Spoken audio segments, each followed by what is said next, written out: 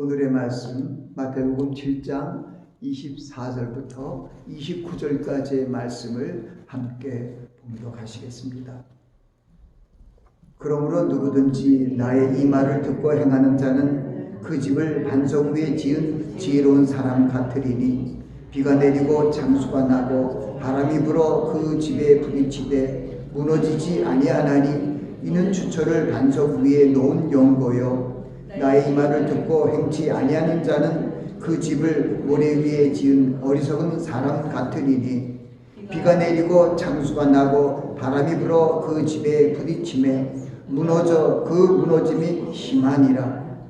예수께서 이 말씀을 마치심에 무리들이 그 가르치심에 놀래니 이는 그 가르치시는 것이니 권세 있는 자와 같고 저희 서기관들과 같지 아니함 일러라. 아멘. 말씀을 위해서 잠시 기도합니다. 아버지 하나님, 부족한 종이 말씀을 전하기 위하여 단에 썼습니다. 하나님의 성령의 기름 부음으로 함께하여 주셔서 증거되고 선포되는 말씀마다 저희들의 생명의 양식이 되게 하옵소서. 예수님 이름으로 기도하옵나이다. 아멘.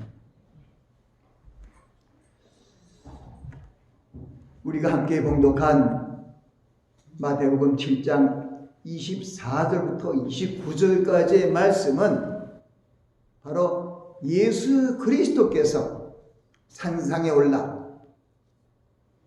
첫 설교로 거기 모인 무리들 앞에서 증거하시고 천국을 선포하신 가장 귀한 산상수훈 또는 산상보훈이라고 얘기합니다. 저는 산상수훈보다 산상보훈이라는 말을 쓰는 것은 제가 한문을 뜻을 더 알기 때문에 산상은 똑같아요. 내산자 윗상자에서 산 위에서 수훈은 뭐냐면 내릴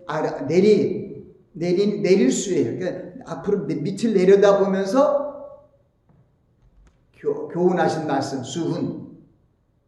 그래서 내려오는 말씀. 산상에서 밑에 있는 무리들을 향한 말씀이다 하는데 굉장히 저는 이보다도 산상보훈이 좋다. 무슨 얘기는 산상에서 주님께서 보배로운 천국을 선포하시며 우리들에게 천국 시민 되었음을 선포하시며 우리에게 하나님의 자녀로서의 삶을 살아가려고 그 보배로운 말씀 산상 설교를 하신 것입니다. 그래서 저는 산상보훈이란 말을 더 좋아합니다. 수훈보다는 산상보훈. 이 산상보훈을 일찍이 신학자들은 기독교의 대헌장이라고 일컫기도 합니다. 가장 우리 그리스도의 복음 중에서도 가장 근간을 이루며 가장 귀한 말씀의 최고봉이라는 말씀입니다. 말씀 중에 말씀, 복음 중에 복음. 그것이 바로 산상설교이며 산상설교에서 우리에게 주신 바로 보배로운 교훈의 말씀, 가르침의 말씀입니다. 그 가르침의 말씀이 마태복음 5장, 6장, 7장 연이어서 3장의 말씀을 통하여 우리에게 선파되고 있고 우리에게 가르침이 증거되고 있습니다. 오늘 우리가 함께 봉독한 마지막 24절부터 29절 말씀을 보면은 바로 이 산상수훈, 산상보훈, 이 천국복음을 선포하는 이 산상설교의 말씀을 듣기만 하고 행하지 않는 자가 되지 말라는 거예요. 그래서 마지막 절은 다른 뜻이 없습니다. 이 산상에서 설교한 이 보배로운 말씀을 너희들이 듣기만 하지 말고 행하라는 것입니다. 그래서 누구든지 이 말을 하는 것은 누구든지 이 산상 설교를 누구든지 이 보배로운 산상 수훈을 듣고 행하는 자는 그 집을 반석 위에 지은 지혜로운 사람 같다는 거예요. 여러분, 반석 위에 집을 지으면 최고의 집이잖아요. 근데 예수 그리스도께서 우리에게 하신 이 말씀은 이 산상수훈의 말씀을 듣고 행하면은 여러분들의 집이 든든한 반석 위에 지은 집이 된다는 거예요. 얼마나 이 마태복음 5장, 6장, 7장 이 산상 보온, 이 산상 설교의 말씀이 중요한 것인지 우리에게 알려주고 있습니다. 여러분,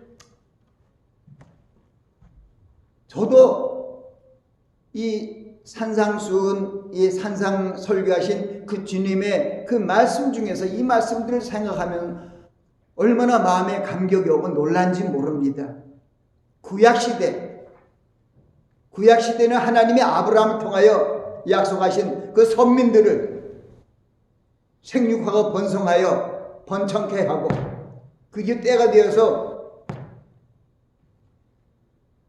모세라는 지도자를 세워서 이스라엘 백성들을 430년 동안 죄의 종살이 하던 이집트로부터 구출하여 해방시키고, 이제 하나님의 선민으로서 출발을 하게 하시는 그 광야 생활을 통하여 하나님께서 말씀을 주시고 옛 언약을 주십니다. 구약 시대라 그러죠. 구약은 무슨 얘기냐면 아브라함을 통하여 약속하신 히브리 민족들, 이스라엘 민족들을 때가 되면 하나님께서 그 죄의 종살이던 이집트로부터 출애굽시켜 해방시켜서 하나님께서 아브라함에게 약속한 젖과 꿀이 흐르는 가나안 복지로 들어가게 하시는 그런 여정 중에 우리가 지켜야 할 하나님의 그 뜻과 율례와 법도를 모세를 통하여 호렙산 시내산에서 선포케 하셨습니다. 구약의 말씀은 바로 예수 그리스도 안에서 우리를 구원하시기 위한 하나님의 그 말씀이 이루어져가는 과정 중에 좀 앞선 말씀드립니다. 하나님께서 우리 사람을 지으시고 우리 사람의 조상 아담과 하와를 지으셨는데 우리에게 명하신 그 명령 하나를 순종하지 못해서 우리는 하나님의 어떤 자식, 그런 반열에서 떨어져서 죄의 종이 되었습니다. 죄의 종이 되었다. 구약 성경을 통하여, 율법을 통하여 우리를 하나님의 약속 안에서 우리를 죄의 종이 아니라 하나님의 종으로 만든 것이 구약 시대의 율법입니다. 죄의 종 되었던 백성들을 하나님의 구속의 경륜에 따라 시간이 흘러가고 세대가 흘러감에 따라 하나님께서 아브라함과 이삭과 야곱에게 약속한 그 옛 언약을 지키시기 위하여 기다리셨다가 결국 모세 때 이스라엘 백성들을 이집트로부터 해방시켜 주시고 하나님의 선민으로, 하나님의 백성으로 첫 출발을 하게 하시고 그 날짜를 기념하여 하나님의 원력이 생긴 것이 바로 6월절 1월 14일 이스라엘 백성들을 어린 양을 통해서, 어린 양을 잡아서 문설주 문인방에 칠하고 이집트로부터 완전히 해방되는 그러한 것을 기념하며 하나님의 나라의 천국 백성의 어떤 첫 걸음을 걷게 하셨습니다. 구약시대의 많은 사람들을 통하여 하나님의 뜻을 알리고 율법과 규례와 법도를 알렸지만은 이스라엘 백성들이 하나님의 말씀을 순종하지 않았습니다. 그러므로 말미암아 사사시대, 열왕시대를 거쳐서 결국은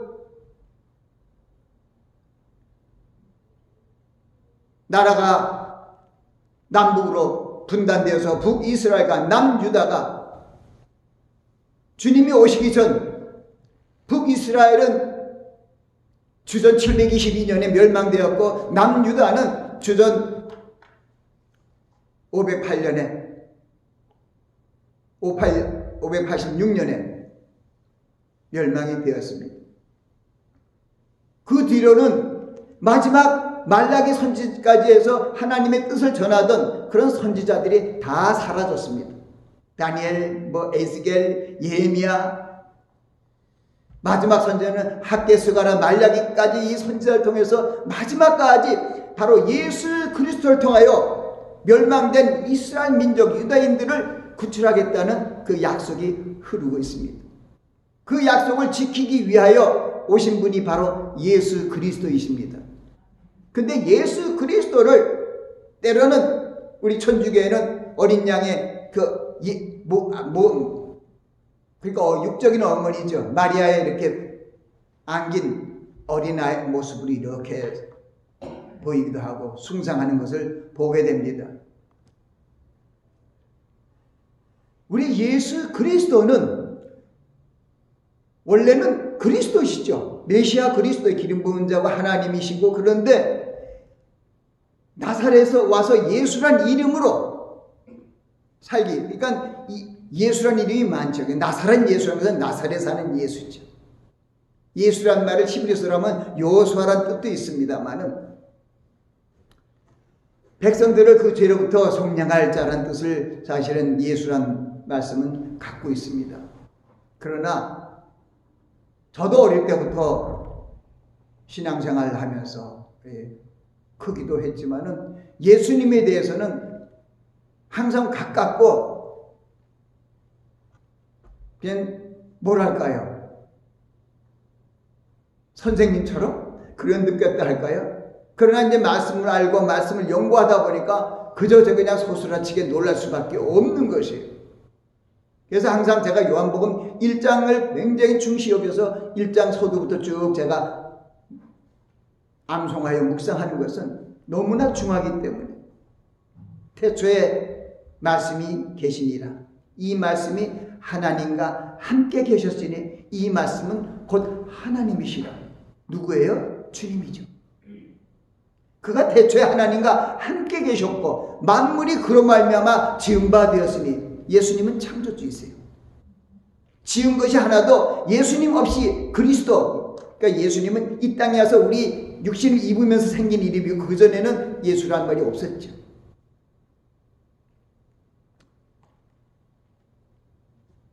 바로 예수 그리스도 없이 지은 바 된 것이 없다는 거예요.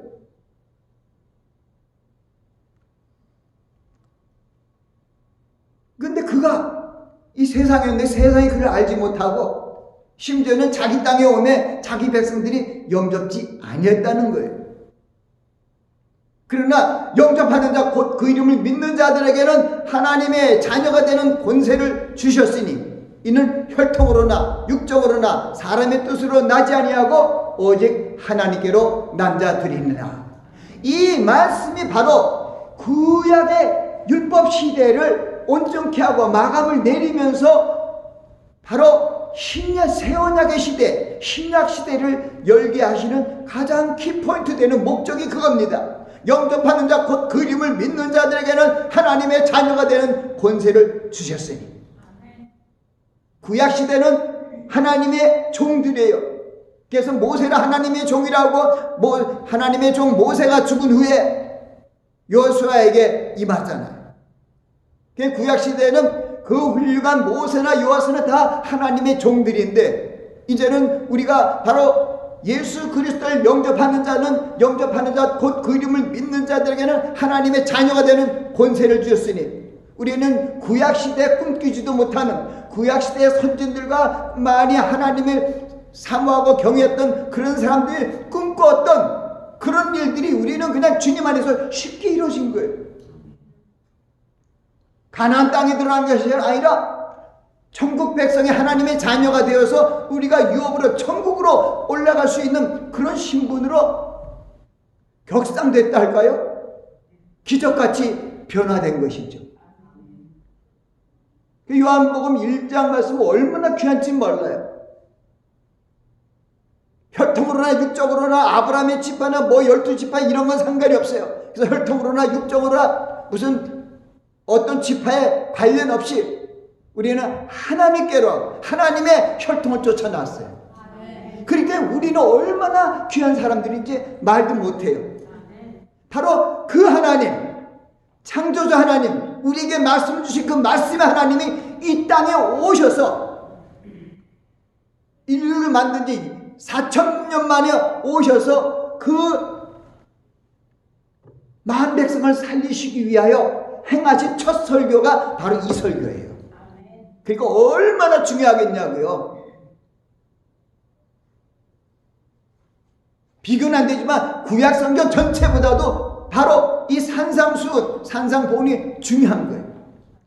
구약 성경에 보니까 천국이란 말이 하나도 없는데 예수님께서 산에 올라가서 물을 보시고 이렇게 말씀을 하는데 심령이 가난한 자는 복이 있나니 천국이 저희 것이며 하면서 천국을 선포하셨어요.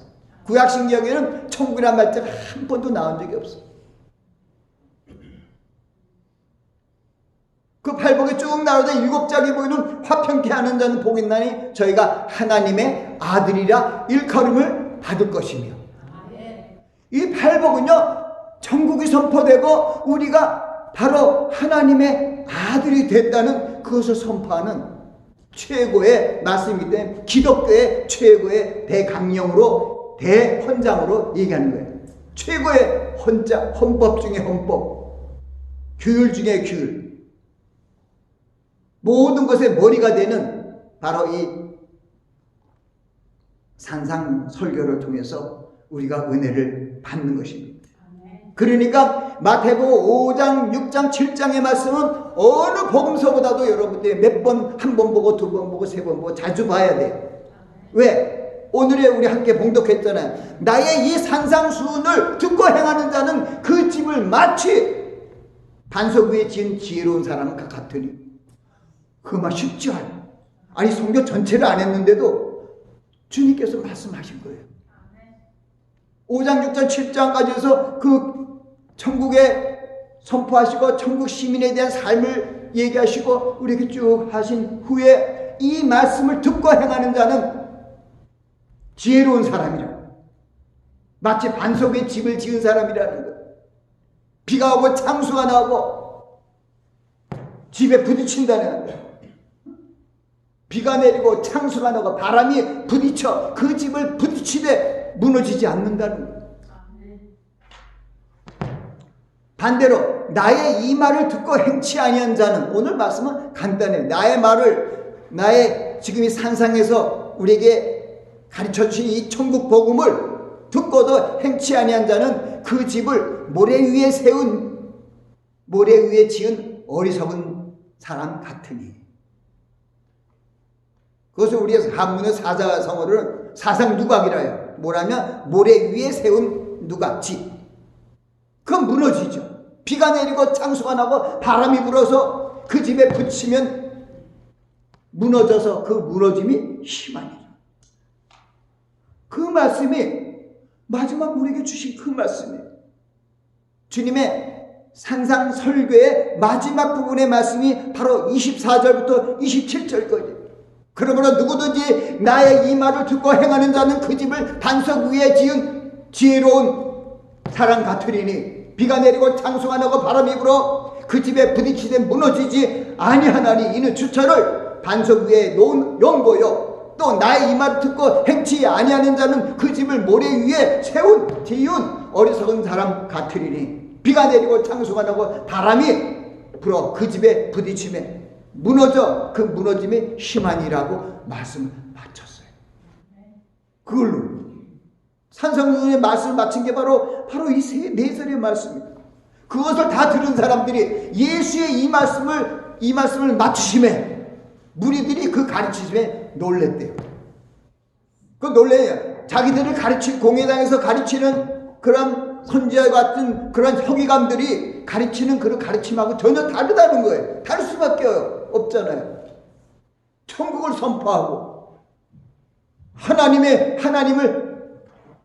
아버지를 이렇게 부를 수 있는 반열에 오르게 한다는, 이거는 꿈에도 이스라엘 백성들이 생각지 못하는 것을 선포하니까 딱 놀래죠. 그래서 이 가르침에 놀랬다는 것은 그 가르침에 권세 있는 자 같다는 게 하나님이신 거죠. 저희들 사람과 같지 않다는 거예요. 그래서 제가 오늘 설교의 주제는 반석 위에 집을 지은 자가 되자. 아멘. 금년 2024년에는 여러분들이 반석 위에 집을 지은 자가 되시길 예수 그리스도 이름으로 축원합니다. 아멘. 오늘 1월 셋째 주일입니다.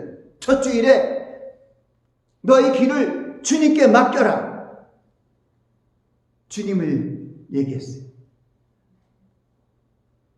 지난 주에는 뭐 했을까요?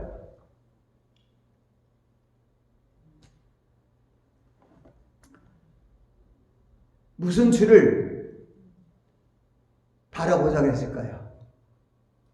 믿음의 주시오 온전케 하신 이인 예수를 바라보자. 그래서 지난 주일 주제는 믿음과 승리의 주님을 바라보자. 그러니까 첫 주일은 우리 길을 전부 주님께 맡기자. 그리고 우리를 믿음의 길로 승리 길로 인도하신 주님을 바라보자.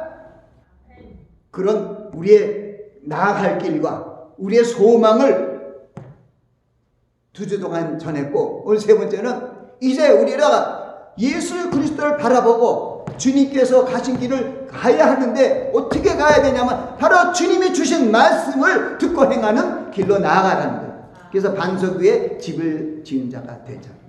그 세 주 동안에 주님이 다 나와요. 너의 길을 주님께 맡기라. 주님을 의지하라. 믿음과 승리의 주님을 바라보라. 반석 위에 집을 지은 자가 되는 거, 반석이 누굽니까? 주님이에요.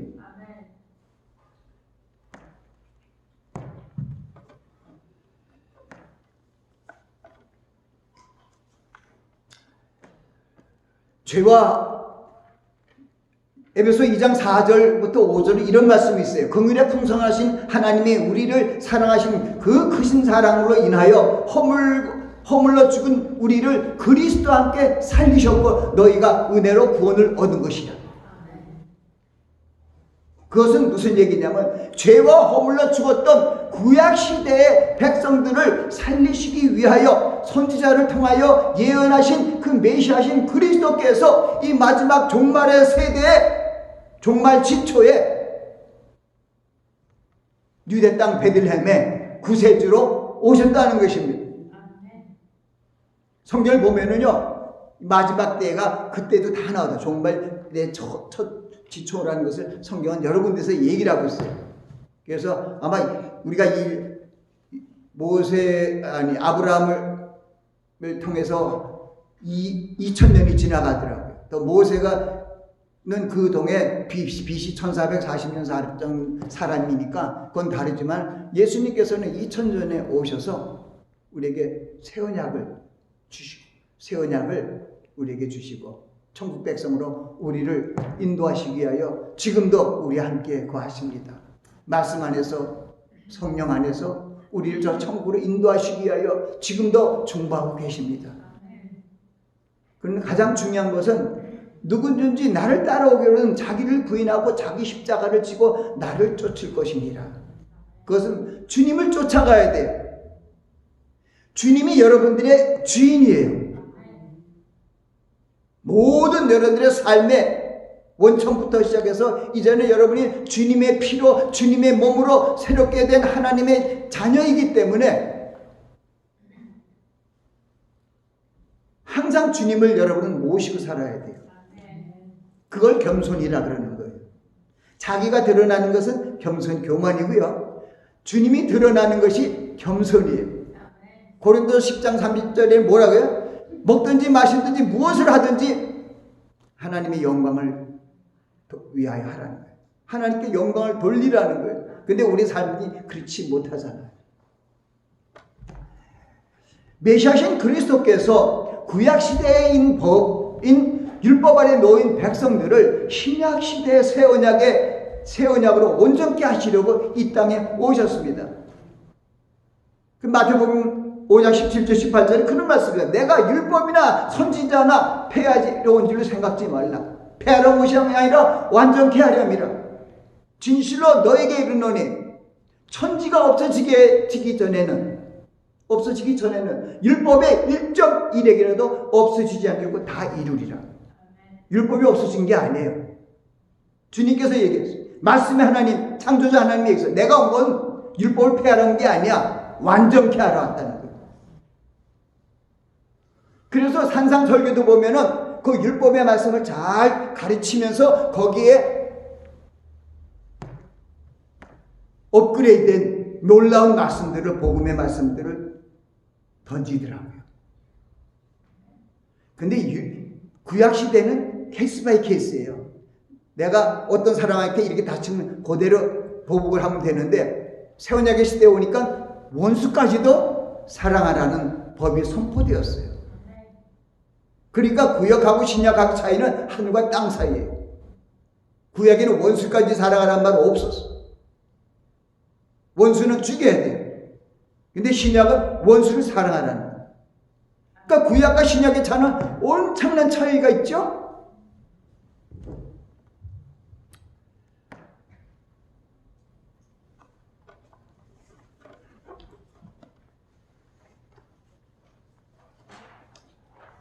우리가 이 산상보훈 참 귀한 생명의 말씀을 들었다 하더라도 주님의 말씀대로 행치 아니하면 소용이 없다고 오늘 본문 말씀은 분명히 얘기합니다. 말씀을 듣고 행치 않는 자는 죄가 없는 자입니다. 모래 위에 집을 지은 자라고 얘기합니다. 우리는 주님께서 우리에게 알려주신 이 생명의 말씀들을 지켜 행하는 자가 되어야 됩니다.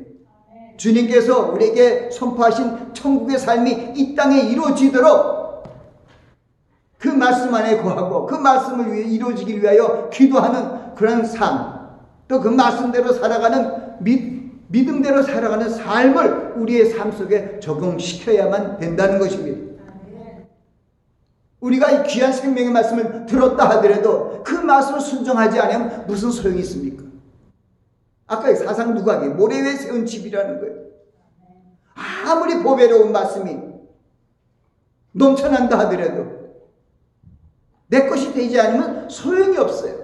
우리나라 속담에도 그런 말씀이 있습니다. 구슬이 서말이라도 꿰어야 보배라는 거예요. 하나님의 보배로운 말씀이 많이 있어도 그것을 내 안에 간직해야 돼요. 그래야 그 말씀을 순종할 수 있지 않습니까? 오늘 대표 기도할 때 그 내용 중에 있었지 않습니까? 복 있는 사람은 악인의 길을 쫓지 아니하며 죄인의 길에 서지 아니하며 오만한 자의 자리에 앉지 아니고 오직 여호와의 율법을 즐거워하여 그 율법을 주야로 묵상하는 자로다. 왜 주야로 묵상합니까? 그 말씀을 순종하기 위해서 말씀을 알아야 될 거 아니에요. 그 주야로 묵상하는 거예요. 그래서 마음판에 새기는 거예요. 잠언서 3장 3절 말씀이 그거예요. 하나님의 인자와 진리를 내게서 떠나지 말게 하고 그것을 목에 메고 내 마음에 새기라, 마음판에 새기라 그랬어요. 그래야 그 말씀을 온전히 순종할 수 있어요. 이 부족한 정도 하나님이 그 은혜를 줘서 하나님의 말씀을 읽고 지나는 것이 아니라 가장 중요한 주님의 말씀들을 자주 묵상하고 주님의 말씀들, 주님의 그 생명의 그 보배로운 말씀들을 자꾸 내 마음판에다가 새기는 거죠.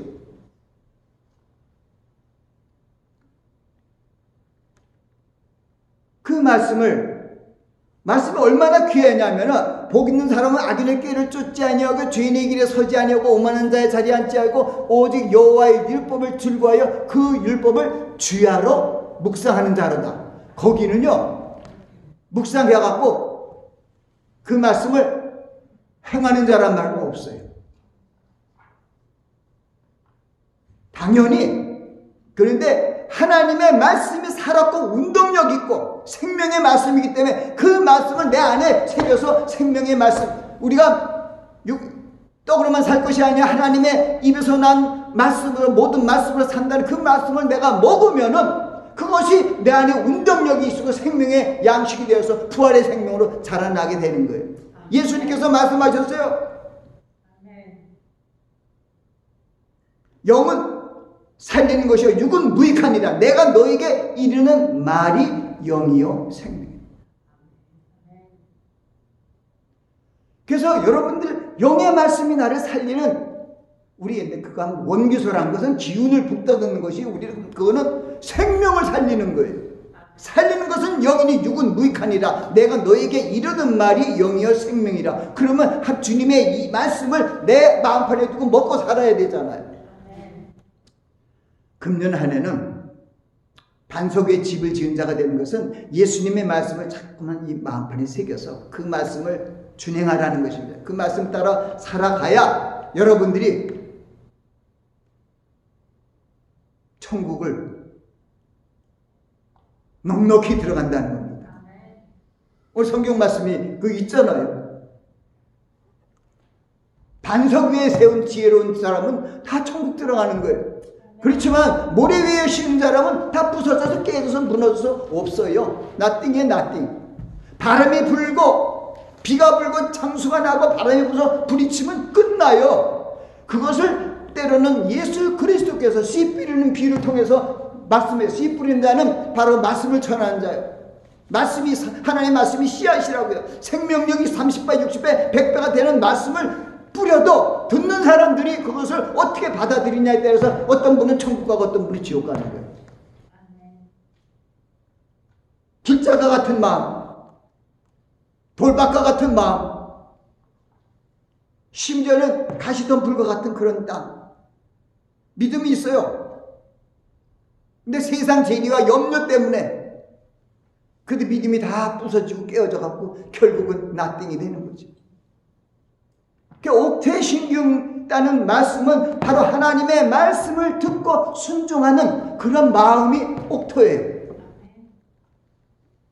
3에서 15장 33절에도 그래서 그 말씀을 하는 거예요. 구약에도. 하나님께서는 제사를 원하지 않아요. 순종을 원하죠. 순종이 제사보다 낫고 예배보다 낫고 쉽게 얘기하면 그래요. 듣는 것이 수양의 기름보다 낫다. 하나님의 말씀을 다 듣고 듣는 것이 세상적인 어떤 것, 기름진 것, 세상적으로 나를 부하게 할 만큼 지혜롭고 뭐 이런 거 막 보는 것 듣는 것보다 100번 낫다는 거죠. 제가 이렇게 얘기를 해도 안 듣는 사람들이 많이 있을 거예요. 왜? 주님께서 가르쳐 주셨어요. 길가 같은 마음이 있어요. 돌자 같은 마음이 있어요. 가시덤불 같은 마음이 있어요. 이렇게 그리스도의 말씀을, 생명의 말씀은 내가 곧 길이요 진리요 생명이요 나를 만지 않고는 아버지께로 올 데가 없다는 이 귀한 생명의 말씀을 묶어갖고 이렇게 전파를 해도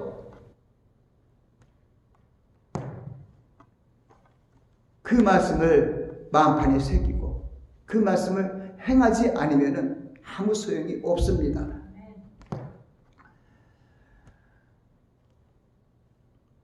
금년 한 해는 하나님의 말씀을 듣고 행하는 자가 되시기 바랍니다.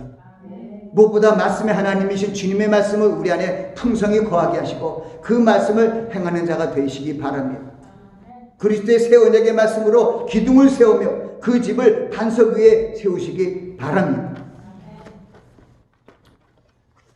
골로새 3장 12절 15절을 제가 말씀에 자주 정의합니다. 그러므로 너희는 하나님의 택하신 거룩하고 사랑하신 자처럼 긍휼과 자비와 겸손과 온유와 오래 참으로 옷 입고 누가 내게 혐의가 있거든 서로 용납하여 피차 용서하세. 주께서 너희를 용서하신 것 같이 너희도 그리하고 이 모든 것 위에 사랑을 더하라. 이는 온전하게 매는 띠니라. 여러분 사랑이 율법의 완성이라는 거 아시죠? 구약과 신약의 차는 뭐냐면은 율법 플러스 온전한 하나님의 사랑이 합쳐서 들어온 것이 온전한 새 언약이에요. 구약 플러스 구약에도 있었어요. 첫째는 이것이니 내 목숨과 마음과 뜻을 향하여 내 주 하나님을 사랑하라 하신 것이요. 신명기에 있는 말씀. 둘째는 내 이웃을 내 몸과 같이 사랑하는 것이라. 이것이 다 구약에 있는 말씀이에요. 주님께서 이 말씀을 통해서 옳도다 행하라고 말씀하십니다.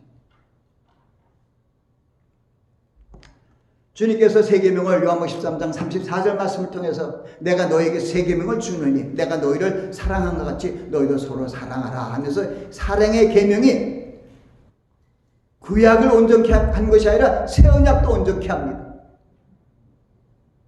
요한일서 4장에는 사랑하는 자 안에 하나님이 거하고 하나님도 그 안에 거하신다는 거예요. 사랑 안에 주님이 거하시고 사랑 안에 성령이 거하시고 그 말씀들이 성경에 있어요. 그래서 사랑 없는 지혜 같은 거는 때로는 그 고린도서 14장은 우리에게 얼마나 울림을 줘요.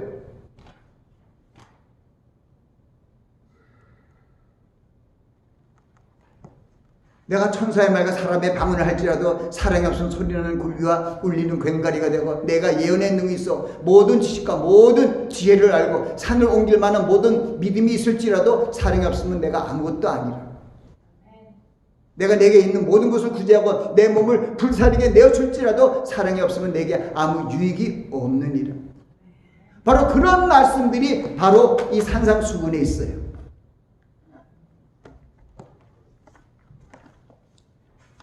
산상수훈을 급히 살펴보면은 5장, 6장, 7장을 보면은 우리에게 팔복을 주시고 너희는 세상의 빛과 소금이다. 그 율법을 완성케 해서 주님께서 오셨고 선한 삶의 모습을 살아가고 원수까지 이 사랑하라는 그런 말씀, 구제와 기도에 대한 가르침, 금식에 대한 가르침, 그와 먼저 그보다 하나님의 나라 의를 위해서 기도하라는 것과 오늘의 말씀들, 남을 판단하고 비판하지 말고 기도하라는 거예요. 찾으라 그러면 찾을 것이요, 구하라 그러면 구할 것이요, 찾으라 그럼 찾게 된다는 거죠. 두드리라 그러면 열리게 된다는 것이죠. 그래서 우리는 이런 하나님의 말씀을 마음에 두고 행하는 한 해가 되어야 될 것입니다. 또한 우리는 오늘 그 말씀 앞에 있는 그런 말씀들이 있어요. 생명으로 인도하는 문, 오늘 함께 찬송을 들었죠. 생명으로 인도하는 좁은 문에 대해서 우리가 찬양을 드렸습니다.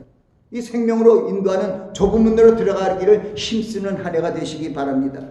멸망으로 인도하는 문이 크고 그 길이 넓어서 그리에 들어간 사람이 많고 생명으로 인도하는 문은 좁고 협착하여 그를 찾는 자가 적다는 거예요. 바로 예수님에게 물어봤어요. 구원받을 자가 적으니까 하니까 주님이 좁은 문으로 들어가라. 넓은 큰 문과 넓은 길로 가는 것은 생명길로 못 가는 거, 천국 못 간다. 좁은 길로, 협착한 길로 들어가라. 그냥 구원받는 사람이 적다는 것이죠. 그렇기 때문에 우리가 하나님의 말씀을 듣고 주님의 말씀을 듣고 순종하는 자가 되어야 됩니다. 이 생명의 길, 좁은 길로, 그 좁은 문으로 들어가는 말도 바로 오늘의 말씀 보기에 제일 가깝게 마지막 때에 있는 말씀이었어요. 7장에 있는 말씀이에요. 7장 7절부터 8절에 있는 그런 말씀들, 13절에서 14절까지의 말씀이죠. 이제 주님께서 우리 안에 주님의 말씀이 거하시면 우리가 주님과 함께 거하고 주님이 또 우리 안에 거한다는 말씀을 주셨습니다. 너희가 내 안에 거하고 내 말이 너희 안에 거하면 무엇이든지 원하는 대로 구하라. 그리하면 이루리라고 말씀하셨습니다. 이러한 주님의 생명의 말씀들을 순종하면 반석 위에 집을 지은 자의 축복을 받게 될 것입니다. 아멘. 기도하겠습니다. 아버지 하나님, 오늘 반석 위에 집을 지은 자가 되자라는 주제로 말씀을 전했습니다. 우리의 반석이신 예수 그리스도의 말씀 위에 집을 지은 그런 지혜로운 자가 되기를 원합니다. 하나님의 성령께서 저희들을 인도하여 주셔서 바른 길로 가게 하여 주시고 주님의 말씀 순종하는 삶이 일어나게 하옵소서. 예수님 이름으로 기도하옵나이다. 아멘.